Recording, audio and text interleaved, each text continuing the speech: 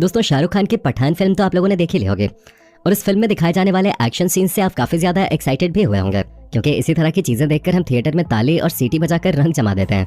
पर क्या आपने कभी सोचा है कि फिल्मों में दिखाए जाने वाले खतरनाक एक्शन सीन्स आखिर होते कैसे हैं? क्या असली में शाहरुख खान और सलमान खान जैसे सुपरस्टार गाड़ियों को उड़ाते हैं, हेलीकॉप्टर से स्टंट करते हैं और गुंडों को मारते हैं, या फिर इसके पीछे की कहानी कुछ और ही है? आज हम सारा पर्दाफाश करेंगे, बस वीडियो को एक पल के लिए स्किप मत कीजिएगा। दोस्तों, सिनेमा घरों में धूम मचाने वाली पठान फिल्म कितनी शानदार है ये तो आप भी जानते हैं, जिसमें आपको एक से बढ़कर एक एक्शन सीन देखने को मिलेंगे और गाड़ियां तो ऐसी उड़ती हैं कि पूछिए मत। इस फिल्म का टोटल बजट है 250 करोड़ रुपए। अब बजट के बारे में सुनकर आप सोच रहे होंगे कि यार इतनी महंगी फिल्म बनाई है तो सच में गाड़ियों को जला दिया गया होगा, लेकिन उन फिल्मों का क्या जिनका बजट इतना ज्यादा नहीं होता है। बॉलीवुड के डायरेक्टर रोहित शेट्टी को ही ले लीजिए, जिनकी फिल्में तो छोड़िए, इनके रियलिटी शो में भी गाड़ियां उड़ाई जाती हैं। ऐसे में क्या सच में कुछ सेकंड के सीन के लिए रोहित शेट्टी बड़ी बड़ी गाड़ियों को उड़ा देते होंगे? तो जवाब है बिल्कुल नहीं। कोई इतना पागल नहीं है कि लाखों करोड़ों की गाड़ियों को यूं ही उड़ा दे, बल्कि ये सारा कमाल तो कंप्यूटर महाराज का है, जिनकी मदद से एडिटिंग की जाती है।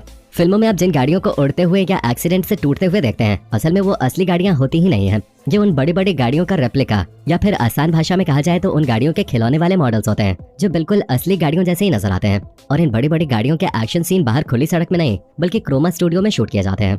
दोस्तों, कंफ्यूज मत होइए, हम आपको डिटेल में समझाते हैं कि आखिर हमारी आंखों के साथ ये धोखा किया कैसे जाता है। सबसे पहले तो जिन गाड़ियों को लेकर सीन शूट करना होता है, उनके छोटे छोटे टॉय मॉडल्स खास तौर पे बनवाए जाते हैं और एक लकड़ी पर रेत डाल के नकली सड़क तैयार की जाती है, जो बिल्कुल असली नजर आती है। जिसके बाद सीन के हिसाब से ही गाड़ियों को सेट करके उनकी पोजीशन फिक्स की जाती है।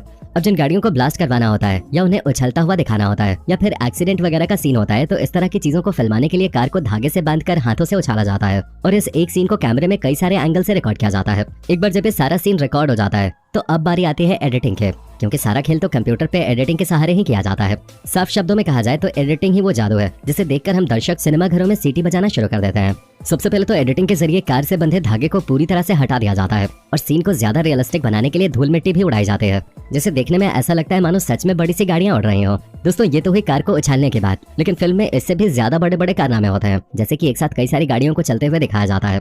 इस तरह के सीन भी इन छोटी छोटी गाड़ियों की मदद से ही शूट किए जाते हैं, जिसके लिए कई सारी कारों को टेप की मदद से आपस में जोड़ दिया जाता है और फिर उन्हें एक साथ चलाया जाता है, जिसे देखकर ऐसा लगता है कि कई सारी गाड़ियां कतार में चल रही हैं और कोई पावरफुल बंदा गाड़ियों के काफिले को लेकर जा रहा है।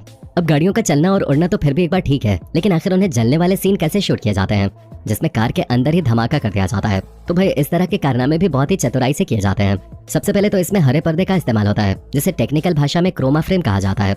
अब इन छोटी छोटी कार्स को क्रोमा फ्रेम के आगे रख दिया जाता है और फिर कार के अंदर धूप बत्ती जलाकर रख दी जाती है, ताकि उसमें से लगातार धुआं निकलता रहे। और जिस किसी भी कार में ब्लास्ट का सीन फिल्माना होता है, उसके अंदर जलता हुआ मोम डालकर आग लगा देते हैं।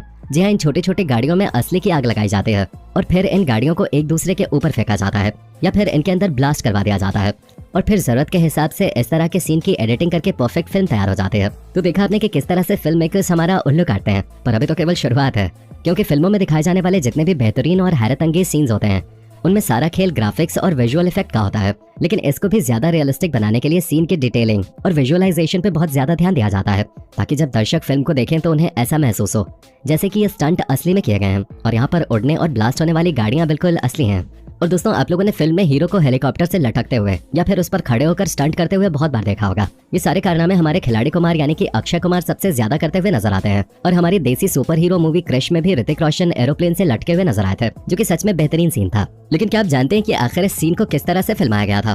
दोस्तों, अगर हम क्रिश मूवी की बात करें तो इस फिल्म में ऋतिक रोशन को प्लेन से लटकता हुआ दिखाया गया था, पर आप ये जानकर हैरान हो जाएंगे कि यहाँ पर कोई भी असली का प्लेन नहीं था, बल्कि इस पूरे सीन को क्रोमा और वीएफएक्स टेक्निक से शूट किया गया था, जहाँ इन सभी टेक्निक की मदद से ऋतिक रोशन के अलग से शूट किए गए सीन्स को एक कर दिया गया, यानी कि दो अलग अलग तरह से शूट हुए सीन्स को एक साथ जोड़ दिया गया, जिसकी मदद से ऐसा लगता था मानो ऋतिक खुद ही प्लेन से लटके हुए हैं और कभी भी गिर सकते हैं। पर असल मायनों में जब आप इस सीन को शूट होते हुए देखेंगे तो हंस-हंस कर पागल हो जाएंगे, क्योंकि बिना किसी प्लेन के क्रोमा स्क्रीन के सामने जब ये सब शूट किया जाता है तो सच में काफी फनी लगता है। ऐसा देखकर लगता ही नहीं कि किसी फिल्म की शूटिंग हो रही है, पर जब ये सारी चीजें एडिटिंग के बाद सामने आती हैं तो दर्शकों की आंखें खुले की खुली रह जाते हैं। इतना ही नहीं दोस्तों, आपने अक्षय कुमार के जितने भी प्लेन और हेलीकॉप्टर वाले शूट देखे हैं, उसमें अक्षय कुमार को लोहे की केबल से बांधा जाता है और फिर उन्हें साथ में पैराशूट भी दिया जाता है, जिसके बाद एडिटिंग की मदद से सीन को इस तरह से तैयार किया जाता है जिसे देखकर लगता है कि हमारे खिलाड़ी कुमार सच में हेलीकॉप्टर हेलीकॉप्टर को पकड़ के लटक रहे हैं। इस तरह के सीन शूट करते वक्त हेलीकॉप्टर को बहुत ही कम ऊंचाई पे उड़ाया जाता है और उसकी स्पीड भी बहुत ही कम होती है। इन सब के अलावा एक्टर की सुरक्षा के सारे इंतजाम वहाँ पर मौजूद होते हैं और जब मारधाड़ वाले एक्शन किए जाते हैं उसके लिए हीरो को केबल से बांध दिया जाता है, जिसकी मदद से वो हमें हवा में उड़ता हुआ नजर आता है। और ऐसे सीन क्रोमा स्टूडियो में गद्दे लगाकर शूट किए जाते हैं और फिर बाद में एडिटिंग की मदद से गद्दे की जगह सड़क या मैदान का इमेज लगा दिया जाता है, जिसे देखकर हमें ऐसा लगता है मानो हमारा हीरो सड़क या मैदान पे एक्शन कर रहा है। दोस्तों, एक्शन और मारधाड़ का नजारा तो आप लोगों ने देख लिया। आइए अब बात करते हैं फिल्मों में वाली सबसे रोमांचक चीज की, यानी कि डबल रोल के। क्योंकि आज की टेक्नोलॉजी में डबल रोल करना कोई बहुत बड़ी बात नहीं है। इसके लिए बस एक्टर के सामने स्टैंड रख दिया जाता है और एक्टर उस स्टैंड को अपना हमशक्ल मानकर अपने डायलॉग बोलता है और फिर अपनी कॉस्ट्यूम बदलकर उसी स्टैंड की जगह पे खड़ा हो जाता है और अपने हमशक्ल का डायलॉग बोलता है। इन दोनों ही सीन को अलग अलग एंगल से पहले शूट कर लिया जाता है, जिसे बाद में सॉफ्टवेयर की मदद से एक कर दिया जाता है। और जब लोग इस सीन को देखते हैं तो उन्हें ऐसा लगता है मानो एक ही शक्ल के दो लोग सामने खड़े हैं जिन्हें कैमरे में फिल्माया गया है।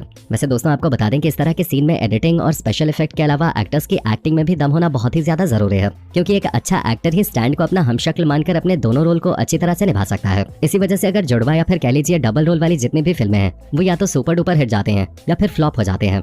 वैसे दोस्तों, देखा जाए तो आज के टेक्नोलॉजी वाले दौर में डबल रोल क्या ट्रिपल रोल भी करना कोई बहुत मुश्किल काम नहीं है। लेकिन जब टेक्नोलॉजी इतनी ज्यादा एडवांस नहीं थी तो पुराने समय में इस तरह की चीजें फिल्माना काफी ज्यादा मुश्किल हो जाता था। इसी वजह से जितनी भी पुराने जमाने की डबल रोल वाली फिल्में आई हैं वो सब हिट गई हैं, क्योंकि दर्शकों को उसमें कुछ नया देखने को मिलता था। अगर आपने कभी गौर किया हो तो पुरानी फिल्मों में डबल रोल कर रहे एक्टर के दोनों रोल्स को एक फ्रेम में बहुत ही कम बार दिखाया जाता था। हमेशा उन्हें अलग दिखाया जाता था, जिसमें एक का चेहरा दिखता था तो एक की पीठ दिखते थे, जिसके लिए बॉडी डबल का इस्तेमाल किया जाता था, क्योंकि पहले इस तरह की चीजें शूट करना बहुत मुश्किल था। लेकिन अब तो टेक्नोलॉजी और एडिटिंग सॉफ्टवेयर इतने ज्यादा फास्ट हो गए हैं कि फिल्म तो छोड़िए, लोग यूट्यूब वीडियोस में भी डबल रोल जैसी चीजें दिखाकर लोगों को हैरान करना नहीं भूलते हैं। तो दोस्तों, ये थी फिल्मी दुनिया की असली सच्चाई, जिसे देखकर आपका क्या कहना है कमेंट में बताना ना भूलें। और इसी तरह के वीडियोस को लगातार देखते रहने के लिए चैनल को फटाफट सब्सक्राइब कर दें।